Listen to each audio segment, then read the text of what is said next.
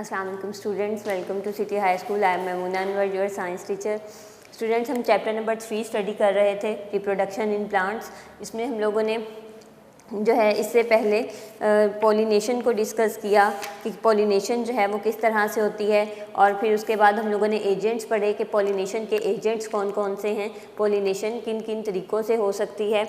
आज हम लोगों ने जो टॉपिक पढ़ना है वो है फर्टिलाइजेशन इन प्लांट्स, इनके प्लांट्स के अंदर फर्टिलाइजेशन कैसे होती है। इससे पहले हम रिप्रोडक्शन के 2 मेथड्स पढ़ चुके हैं, that was asexual reproduction and sexual reproduction. आज हमने फर्टिलाइजेशन पढ़ना है। तो स्टूडेंट्स, आपको मैंने बताया था कि जो एक प्लांट होता है उसका कार्पेल होता है, कार्पेल के ऊपर वाला पार्ट जो है इसे हम स्टिग्मा कहते हैं। ये स्टिग्मा जो है ये स्टिकी होता है और इसकी वजह से पोलन ग्रेन्स जो हैं इसके साथ स्टिक कर जाते हैं। जब पोलन ग्रेन्स किसी एंथर से पोलन ग्रेन्स जो है वो एंथर से स्टिग्मा पर फॉल ऑफ करते हैं, ये पोलन ग्रेन इसके ऊपर फॉल किया तो ये इसके साथ स्टिक कर गया। तो ये जब इसके ऊपर फॉल करते हैं तो क्या होता है, इसके अंदर एक ट्यूब ग्रो कर जाती है।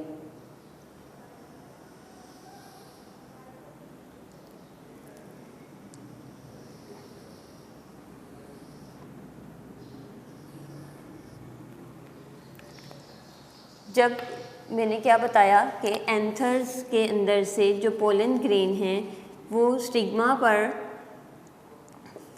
फॉल करेंगे तो वहाँ पर ये स्टिक कर जाएंगे। जब ये स्टिग्मा के साथ स्टिक कर जाते हैं तो यहाँ से एक ट्यूब ग्रो करती है।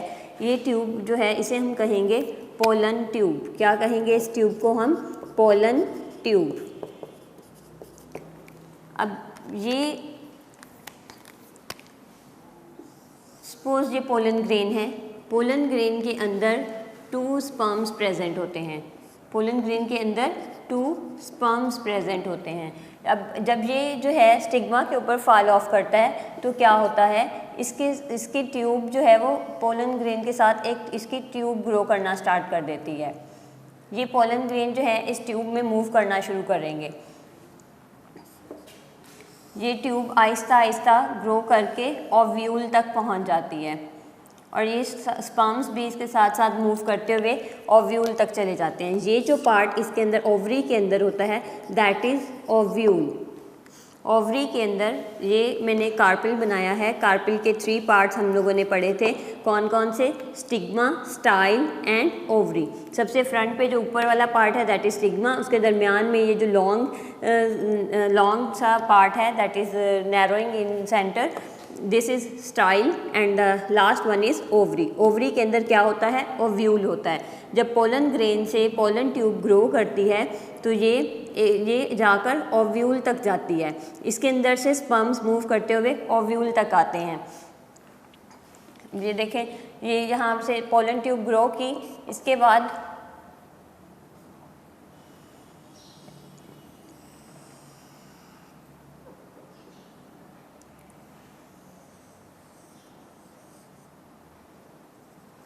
इधर से स्पर्म्स जो हैं वो इसके अंदर आ जाएंगे। इसमें मैंने बताया 2 स्पर्म्स होते हैं। ओव्यूल के अंदर जो है वो एग प्रेजेंट होता है।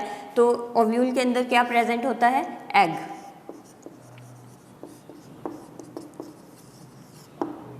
एक स्पर्म जो है वो एग के साथ कंबाइन करेगा और जाइगोट या एम्ब्रियो बना देगा।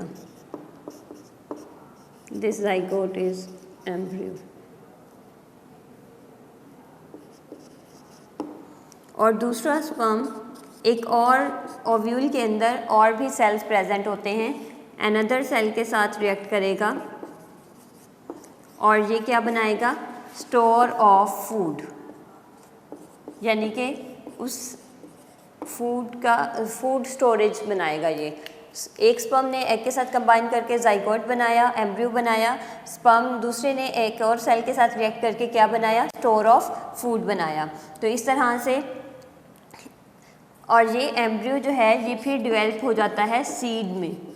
इस एम्ब्रियो से आगे क्या बन जाता है? सीड बन जाता है। तो ये थी फर्टिलाइजेशन। फर्टिलाइजेशन किसे कहते हैं? The combination of sperm with an egg is called fertilisation. किसे कहते हैं fertilisation? The combination, the fusion of, यानी कि फ्यूज़ करना, कंबाइन करना, fusion of sperm with an egg is called fertilisation. तो जब इन दोनों की फ्यूजन होती है तो क्या होता है? फर्टिलाइजेशन होती है। फर्टिलाइजेशन के नतीजे में एम्ब्रियो बनता है और एम्ब्रियो जो है वो सीड बनाता है। अब कुछ चेंजेस आती हैं फर्टिलाइजेशन के बाद फ्लावर के अंदर। चेंजेस आफ्टर फर्टिलाइजेशन, फर्टिलाइजेशन के बाद फ्लावर के अंदर कुछ चेंजेस आती हैं। अब ये चेंजेस क्या होती हैं? जब फर्टिलाइजेशन हो जाती है तो फ्लावर के जो सेपल्स, पेटल्स और उसके अंदर जो स्टेमन्स होते हैं वो सारे के सारे ड्राई होकर फॉल कर जाते हैं। They all dry up and fall, वो सारे ड्राई होकर फॉल कर जाएंगे। दूसरी बात क्या होगी? जो ओवरी है that will grow large in size, उसके अंदर जो है वो ओव्यूल की फर्टिलाइजेशन हो गई हुई है, एग की फर्टिलाइजेशन हो गई है, तो that will start growing and it will convert into a seed. वो एम्ब्रियो जो है वो किस में कन्वर्ट हो जाएगा?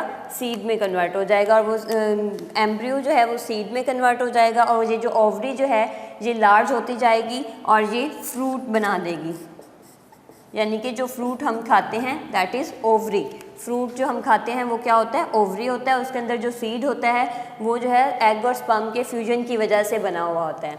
तो ये बात आपने याद रखनी है। जो फ्रूट हम खाते हैं वो क्या होती है? ओवरी होती है, और जो उसके अंदर सीड होता है वो क्या होता है? वो स्पर्म और एग के फ्यूजन से एम्ब्रियो बनने के बाद सीड बना होता है। तो ये हमारा टॉपिक था फर्टिलाइजेशन इन प्लांट्स, के प्लांट्स के अंदर फर्टिलाइजेशन किस तरह से होती है। नेक्स्ट हमारा टॉपिक है formation of seeds and fruits, के सीड और फ्रूट जो है वो किस तरह से बनते हैं।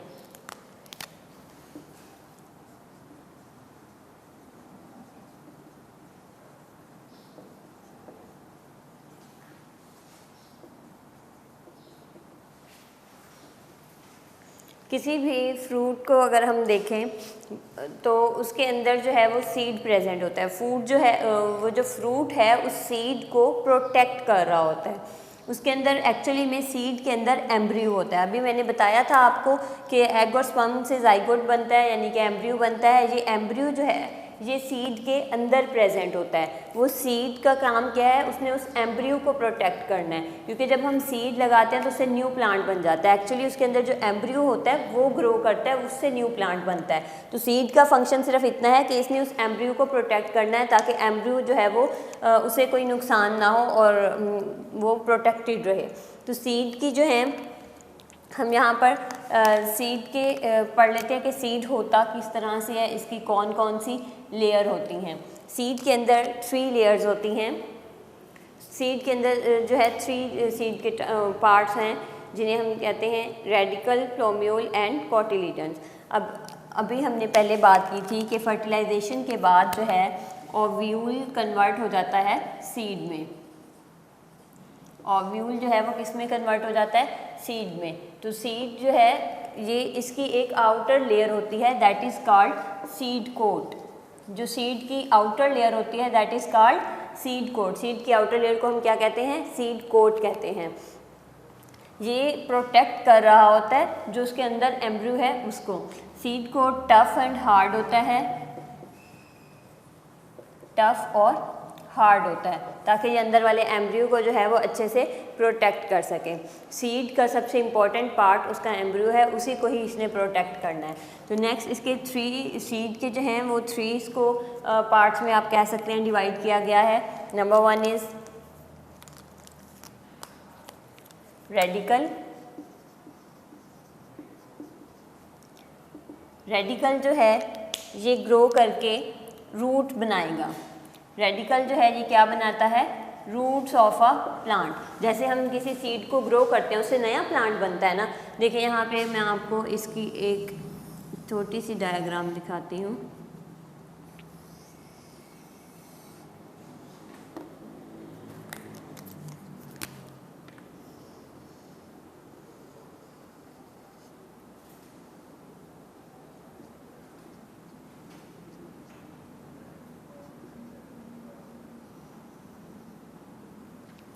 इस तरह से ये एक सीड है, सीड को ऐसे ओपन किया हुआ है, ठीक है। सीड के अंदर ये जो बना हुआ है ये एम्ब्रियो है, ये एक लीफ की तरह का छोटा सा स्ट्रक्चर होता है, लीफ की तरह का। तो इसमें जो ये पार्ट है this is called radical and it will convert into roots of a plant. जब हम सीड को सॉइल के अंदर सो करते हैं, सॉइल में लगाते हैं, तो इसका ये वाला जो पार्ट होता है, रेडिकल जो पार्ट होता है, इससे इसकी रूट्स बनती हैं। नेक्स्ट पार्ट जो है वो है प्लूम्यूल। ये लीफ लाइक स्ट्रक्चर है, ये वाला प्रेजेंट है, ये कन्वर्ट होता है स्टेम में, यानी कि इससे जो है वो बाकी प्लांट जो है वो बनना है। ये जो फर्स्ट शूट या फिर स्टेम होता है प्लांट का वो प्लूम्यूल से बनता है। स्टेम या फिर shoot of a first stem और फर्स्ट शूट, जो सबसे पहले बाहर सीड से जो है, सॉइल से जो वो बाहर आता है, वो स्टेम या वो शूट जो है वो प्लूम्यूल से बनता है। ये है प्लूम्यूल। उसके बाद आ जाता है कॉटिलीडन्स। कॉटिलीडन्स जो हैं ये स्टोर ऑफ फूड होते हैं। ये जो बाकी सारा सीड होता है, ये वाला सारा जो बाकी सीड है दैट इज़ कॉटिलीडन्स। कॉटिलीडन्स क्या है? Store of food. इनका काम क्या है कि इन्होंने एम्ब्रियो को फूड प्रोवाइड करनी है। ये प्लूम्यूल और रेडिकल जो है ये मिलके इसे हम एम्ब्रियो कहते हैं। इस एम्ब्रियो को फूड कहाँ से मिलेगी? इस कॉटिलीडन से। ये पूरे का पूरा स्टोर ऑफ फूड है, ये स्टोर है फूड का, तो इसके अंदर मतलब फूड प्रेजेंट है। ये फूड इस एम्ब्रियो को मिलती रहेगी तो ये जो है वो जिंदा रहेगा। तो इस तरह से कॉटिलीडन को हम क्या कहते हैं? Store of food. ये था सीड का स्ट्रक्चर के सीड के अंदर हमने पढ़ा एक आउटर लेयर होती है दैट इज सीड कोट। उसके बाद हम लोगों ने पढ़ा इसके अंदर 3 लेयर्स होती हैं, रेडिकल 3 इसके पार्ट्स होते हैं, radical, plumule and cotyledons. Next हम लोगों ने पढ़ना है फ्रूट। फ्रूट क्या होता है? राइपेंड ओवरी को फ्रूट कहते हैं। राइप किसे कहते हैं? राइप कहते हैं पका हुआ। Ripened ovary is called fruit. Ovary जब राइप कर जाती है, पक जाती है, that is called fruit. Fruit की जो है इसकी भी डिफरेंट लेयर्स होती हैं। Number 1 is pericarp. पेरिकार्प जो है ये सबसे आउटर लेयर होती है फ्रूट की। जो फ्रूट की सबसे आउटर लेयर होती है दैट इज पेरिकार्प। जो सबसे ऊपर वाला छिलका जिसे आप कह सकते हैं, वो आउटर लेयर जो है that is called pericarp. Different fruits जो हैं, मेनली ज़्यादातर जो फ्रूट्स हैं उनके 3 पार्ट्स होते हैं। एक आउटर लेयर पेरिकार्प होती है, उसके बाद फ्लैशी लेयर होती है और उसके बाद सीड होता है। जैसे अगर आप माइंड में रखें मैंगो है आजकल, मैंगो जो है उसका आउटर लेयर जो है, उसका जो छिलका है दैट इज़ पेरिकार्प, और उसके अंदर जो फ्लैश है जो हम खाते हैं वो उसका स्टोर ऑफ फूड भी आप कह सकते हैं। वो उसकी ओवरी है, ठीक है, वो उसकी ओवरी है सारी। और उसके बाद उसके अंदर सीड होता है। सीड की जो है सीड के अंदर एम्ब्रियो होता है। अगर हम सीड को लगा दें तो उससे बिल्कुल एक नया प्लांट जो है वो बन जाता है। पेरिकार्प की भी मैंने आपको 3 लेयर्स बताई। इसी तरह अगर हम पीच को देखें, आड़ू, पीच जो है उसकी भी 3 लेयर्स हैं। आउटर एक उसका बारीक सा छिलका होता है जिसे हम पेरिकार्प कहते हैं, उसके बाद फ्लैशी लेयर होती है और उसके अंदर एक सीड होता है। कुछ इस तरह के भी फ्रूट्स हैं जिनकी जो आउटर लेयर है वो हार्ड होती है। जैसे अभी फ्रूट्स ये जो मैंने बताए मैंगो, पीच वगैरह, इनकी तो आउटर लेयर बहुत सॉफ्ट सी होती है ना, लेकिन कुछ फ्रूट्स की आउटर लेयर हार्ड होती है। जैसे कि नट्स, जैसे अगर हम बात करें मूंगफली वगैरह है, या फिर हम नारियल की बात करते हैं, नारियल जो होता है, कोकोनट की आउटर लेयर बहुत ज़्यादा हार्ड होती है। तो इस तरह कुछ फ्रूट्स की आउटर लेयर हार्ड भी होती है। सो स्टूडेंट्स, इसके साथ हमारा ये चैप्टर एंड होता है। इसमें हम लोगों ने अब फॉर्मेशन पढ़ी सीड की, और फिर हम लोगों ने फ्रूट के बारे में पढ़ा कि फ्रूट क्या होता है।